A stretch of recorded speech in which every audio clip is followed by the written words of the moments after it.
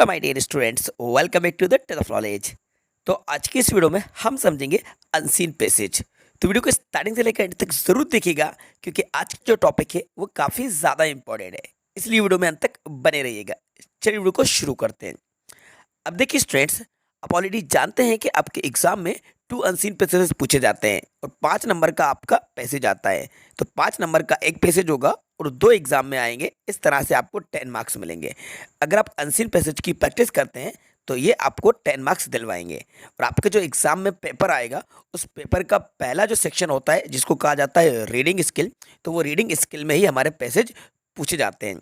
इनको बस आपको समझना होता है, इनको रटना नहीं होता है, बस आपकी रीडिंग अच्छी होना चाहिए। ठीक है, तो आज हम इन्हीं 10 मार्क्स की तैयारी करेंगे। ठीक है, तो चलिए जानते हैं कि किस तरीके से अनसीन पैसेज को सॉल्व किया जाता है। अब देखिए यहाँ पे ये रहा हमारा section C, section A sorry, और रीडिंग। ठीक है, इंस्ट्रक्शन दिए और read the following passage and answer the question given below, यानी कि इस पैसेज को केयरफुली हमें रीड करना है और इनके क्वेश्चन के आंसर देना है। अब देखिए, मैं अनसीन पैसेज को सॉल्व करने के आपको 2 तरीके बताता हूँ, यानी कि 2 ट्रिक्स मैं आपको बताता हूँ। सबसे पहले मैं आपको बताता हूँ सबसे पहली वाली ट्रिक जो कि बेस्ट मानी जाती है, उसके बाद हम सेकंड ट्रिक भी समझेंगे। पहली ट्रिक क्या होती है स्टूडेंट, कि पैसेज को आपको स्टार्टिंग से लेकर एंड तक रीड करना होता है। केयरफुली आपको पैसेज को रीड करना है और रीड करते टाइम आपको कुछ बातों को ध्यान देना है।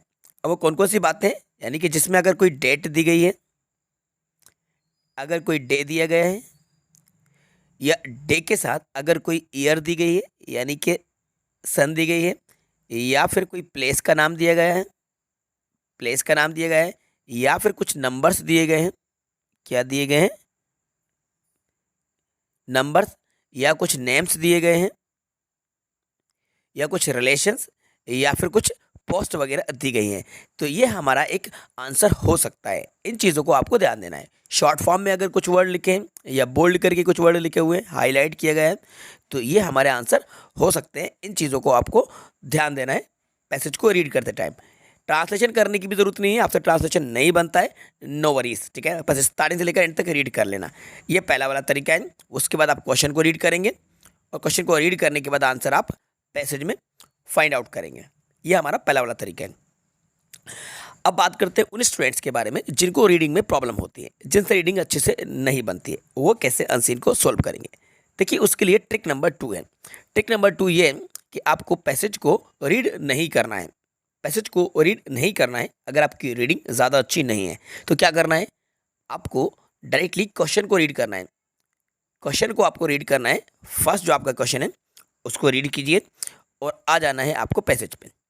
और पैसेज में आपको स्टार्टिंग की या सेकंड की थर्ड लाइन में उस आंसर को सर्च करना है, उस आंसर को मैच करना है जो आपका क्वेश्चन में है। तो देखिए, कमाल की बात यह है कि पहले क्वेश्चन का आंसर ज़्यादातर फर्स्ट या सेकंड लाइन में आ जाता है। ज़्यादातर कह रहा हूँ, 90% ऐसा होता है। पहले क्वेश्चन का आंसर आपको पहले दूसरी लाइन में देखना है, दूसरे का उसके बाद, तीसरे का उसके बाद, कभी कभी आगे पीछे भी हो जाता है। तो पहले क्वेश्चन को रीड कीजिए, उसमें देखिए जैसे कि यहाँ पे लिखा red cross society is an. अब इसके बाद क्या आना चाहिए, ये आप ऊपर जाके देखेंगे कि ऑप्शन में आपके सामने 4 हैं, इनमें से कौन सा ऑप्शन ऊपर पैसेज में मिल रहा है। नेशनल ऑर्गेनाइजेशन मिल रहा है, local organisation, state organisation, international organisation. जो ऊपर आपको मैच कर जाए और नीचे ऑप्शन में वो आंसर मिल जाए तो वही हमारा आंसर कहलाता है। क्या आपको इतनी बात समझ में आई? यही आपको करना है। अगर आपकी रीडिंग कमज़ोर है, आप रीडिंग में वीक है, तो आप ट्रिक नंबर 2 को करेंगे। ठीक है, अब चलिए इसका प्रैक्टिकल देखते हैं, ये ट्रिक कैसे काम करती है। ठीक है, ये रहा हमारा पैसेज। फिलहाल मैं आपको रीड करके नहीं बता रहा हूँ, ट्रिक नंबर 2 आपको बता रहा हूँ। तो हम देखते हैं question number first, right cross society is N. ठीक है, अब ऊपर चलते हैं और स्टार्टिंग से रीड करते हैं। यहाँ पे हम इसको रीड करेंगे, you must have heard the name of red cross society. The red cross society is an international organisation. तो मुझे यहाँ पे देखने को मिला इंटरनेशनल ऑर्गेनाइजेशन। ठीक है, the red cross society is an के बाद आ रहा है इंटरनेशनल ऑर्गेनाइजेशन। क्या ये हमारे ऑप्शन में है? जानते हैं। तो कंफर्म करने के लिए हम देखेंगे, जो कि हमें ऑप्शन नंबर सी में दिख रहा है, इंटरनेशनल ऑर्गेनाइजेशन, और यही हमारा करेक्ट आंसर है। मिला ना आपको? सेकेंड लाइन में ही मिल गया। तो the red cross society is an international organisation. ठीक है, अब ट्रांसलेशन नहीं बना, कोई दिक्कत नहीं है, बस हमें आंसर मिलना चाहिए। ठीक है, तो ये हमारा पहला आंसर हुआ। अब देखते हैं second, who founded the red cross society. ठीक है, चलिए अब यहाँ पे ये देखते हैं फाउंडेड कहाँ पर आ रहा है ना, फाउंडेड वर्ड को पकड़ लो। अब चलते हैं और देखते हैं ये कहाँ मिलेगा। इसके बाद से it is aim is very noble, it helps the mankind suffering from disasters like earthquake flood, और यहाँ से पढ़ते हैं it help founded during it has without consider. ठीक है, ये रीड कर रहे हैं सर हेनरी डुनेट फाउंडेड, मिला मिला मिला, सर हेनरी डुनेट, ये मिल रहा है ना, फाउंडेड रेड क्रॉस सोसाइटी। तो ये एक नाम दिख रहा है मुझे, सर हेनरी डुनेट। ठीक है, तो अब इसको देखते हैं कि ऑप्शन में हमारे ये नेम है, बिल्कुल है, ऑप्शन सी में है। तो सर हेनरी डुनेट ये हमारा करेक्ट आंसर हुआ। ठीक है, मिला ना आपको इजीली, तो ये हमारा राइट आंसर हुआ सी वाला। अब सन दी गई है यहाँ पे, मैंने कहा था नेम आ सकते हैं तो नेम को फोकस करना है। When did red cross society found. ठीक है, अब यहाँ पर ईयर दी गई है, तो अब देखते हैं ये आपको कहाँ मिलेगा। तो जो भी ईयर आई है उस पर ज़्यादा फोकस कीजिए। देखो स्टार्टिंग में आपको ये 1863 मिल रहा है, तो देखिए sir Henry Dunant founded the red cross society in 1863। क्या ये हमारे ऑप्शन में है? जी हाँ, बी नंबर पे, तो राइट आंसर हमारा यही होगा 1863। आगे क्वेश्चन को देखते हैं, why did Indian Red cross society form. अब एक क्वेश्चन देखते हैं जो कि आपको देखने को मिलेगा 1920 sorry, in 1920 the Indian Red cross Society was form, मिल रहा है ना सेम। तो 1920 को देख लीजिए जो कि ए में है, ये हमारा राइट आंसर है। क्लियर है, ये वाला है, सॉरी ये नहीं था, ये था 19 वाला, ये ए राइट आंसर है। अब लास्ट क्वेश्चन 5th नंबर का, the teacher in charge of JRC is non. इसको सर्च करते हैं तो यहाँ पे मिलेगा, कहाँ गया, JRC sir junior red cross society. और अब अपन देखते हैं ये क्वेश्चन, आपको एक बार क्वेश्चन को रीड करते हैं ना, the teacher in charge JRC is non. तो ये मैं आपको रीड करके बताता हूँ, ये मिल रहा है JRC is called the counsellor, मिल रहा है JRC इज कॉल्ड, ये द टीचर इन चार्ज, ये वाला लास्ट में मिल गया लास्ट क्वेश्चन का, तो ये हमारा काउंसलर होगा।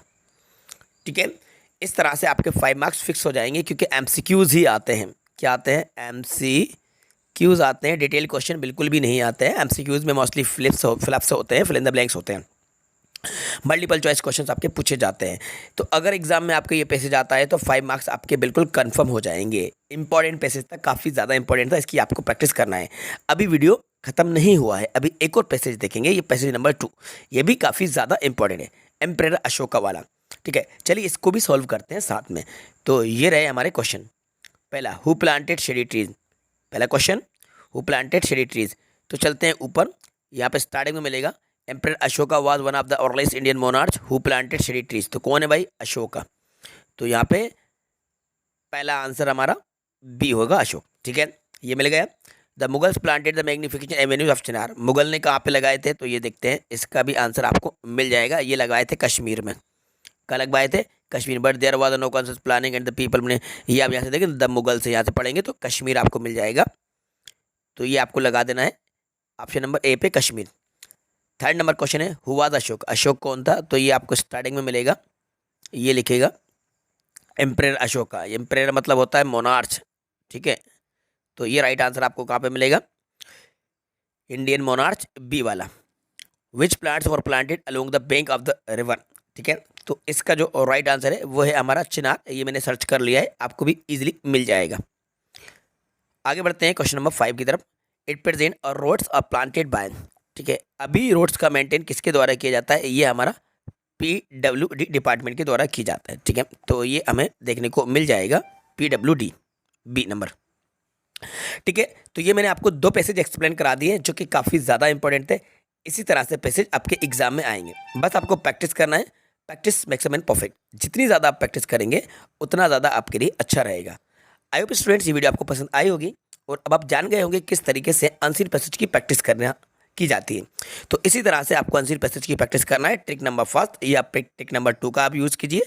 ओवरऑल हमारा आंसर सही होना चाहिए। आप जैसे भी प्रैक्टिस करें, जैसे भी आप सर्च करें, आंसर सही होना चाहिए। तो स्टूडेंट वीडियो को लाइक ज़रूर कीजिएगा, अपने सभी फ्रेंड के साथ ज़्यादा ज़्यादा शेयर कीजिएगा, और यदि चैनल पर नए तो चैनल को सब्सक्राइब खुद भी कीजिएगा और अपने सभी फ्रेंड से चैनल को सब्सक्राइब भी करवाइएगा। वीडियो आपको कैसी लगी कमेंट्स बॉक्स में जाकर कमेंट्स करके ज़रूर बताइएगा। Thanks for watching.